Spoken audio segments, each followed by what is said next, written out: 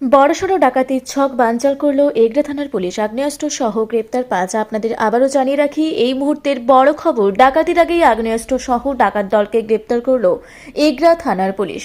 আবারও বড় সাফল্য এগরা থানার পুলিশের। বড়সড় ডাকাতির ছক বানচাল করল এগরা থানার পুলিশ। বুধবার রাতে গোপন সূত্রে খবর পেয়ে এগরা থানার আইসি অরুণ কুমার খার নেতৃত্বে এসআই সৌরভ গড়াই ও এসআই বুদ্ধদেব মান্না সহ বিশাল পুলিশ বাহিনী গিয়ে এগরা ২ নম্বর ব্লকের দেশবন্ধু অঞ্চলের ঢিলছোড়া দূরত্বে কেউটগিড়া এলাকা ৫ জনের একটি ডাকাত দলকে গ্রেপ্তার করল এগরা থানার পুলিশ। ধৃতদের থেকে উদ্ধার হয়েছে ২টি বাইক, একটি পিস্তল, ৬ রাউন্ড গুলি, একটি ছুরি, এছাড়া অন্যান্য অস্ত্র সহ ২টি মোবাইল। ধৃতদের বাড়ি ভগবানপুর ও খেজুরি এলাকায় বলে জানা গেছে। ধৃতদের আজ কাঁথি মহকুমা আদালতে তোলা হয়। এর পেছনে আর কারা কারা জড়িত তদন্তে নেমেছে পুলিশ। এই নিয়ে চলতি বছরের বেশ কয়েকবার সাফল্য এগরা থানার পুলিশের।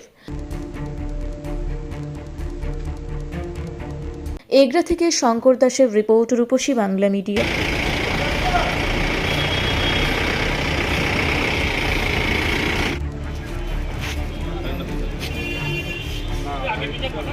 চলো চলো একদম বসো।